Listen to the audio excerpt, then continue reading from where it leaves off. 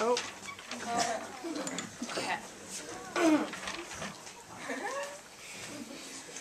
Nacho. My name is Nacho. I come from a place of robes and fancy candlelights. Some people don't know my special abilities. They know I can cook delicious soups and salads for the children. But they don't know my desires. I want to be a great fighter. All my life, I look up to the greatest fighter in the whole world. Ramses. People call him #1. He's always driving around in expensive cars and wears gold ties.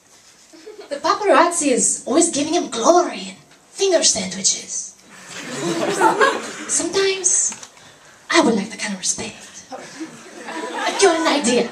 I'll rile the people up and have some of my best buddies fight me.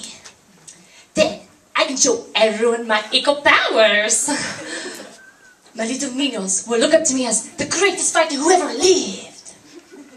Maybe, if I'm good enough, people will give me money. And I can buy the children new clothes.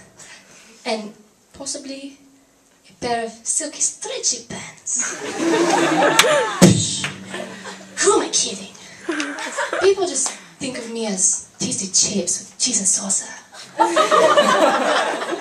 I'd be better off sticking with my duties.